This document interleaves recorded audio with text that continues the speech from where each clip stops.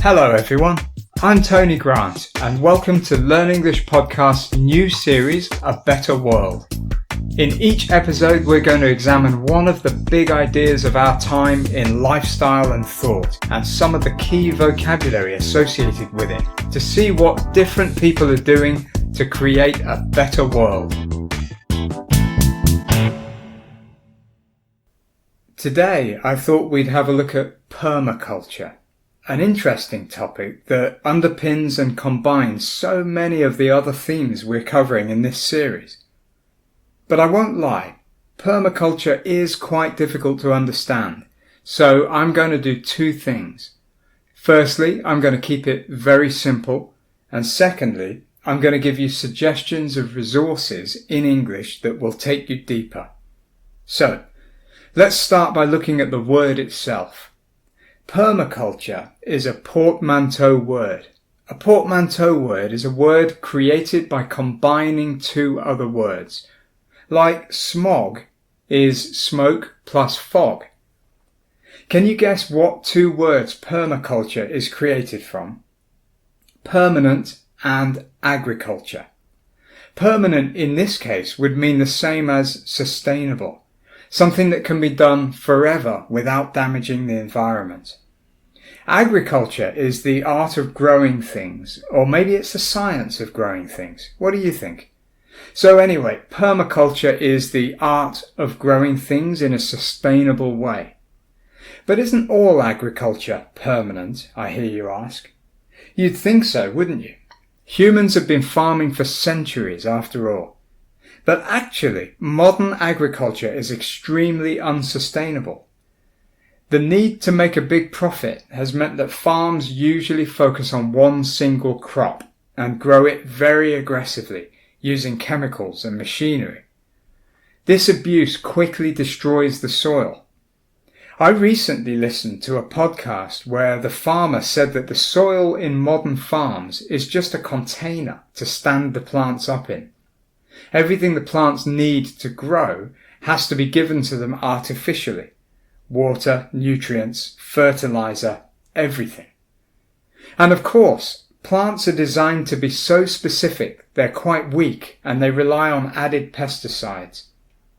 Pesticides are chemicals that kill pests like insects, bacteria, fungi, microbes, and even other plants that could harm the crops.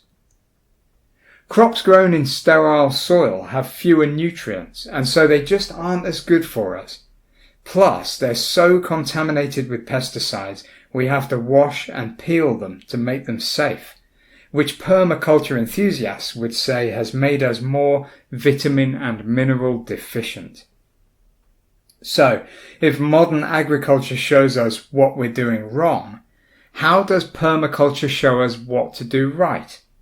Well, permaculture is a methodology that relies on something called whole system thinking, and the system that's used in this case is the natural ecosystem. A permaculturist observes and tries to copy what happens in nature.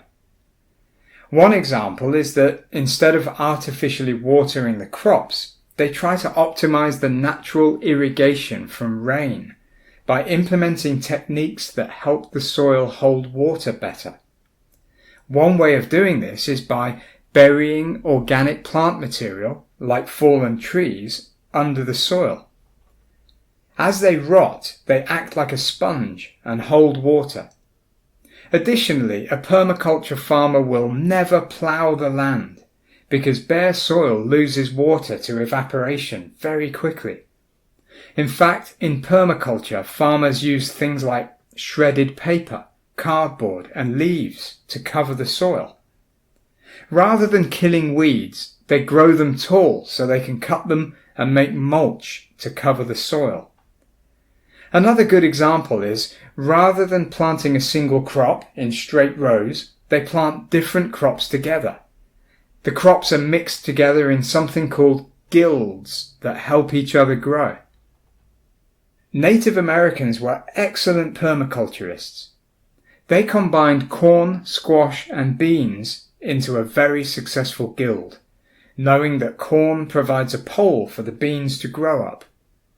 Beans add nitrogen to soil, and sugars from the corn's roots feed the nitrogen bacteria. Then squash grows low, protecting the soil so that weeds are minimized and insect-eating animals have a place to hide, while the soil stays moist, protected from the sun. Of course, this method of planting means the crops are hard to collect and must be done by hand, not by a giant machine like a combine harvester. But that is the point. Permaculture is not meant for industrial-scale food production. It's a slow and respectful technique for small holdings, community-owned land, and maybe your own garden. If you live in a city apartment, you can even experiment with the principles of permaculture by growing herbs and tomatoes in a few pots on your balcony. Like I said, this is just a very simple top-level introduction to permaculture. If you're interested in learning more, a good place to start is the Wikipedia page on permaculture. There are also lots of great videos on YouTube.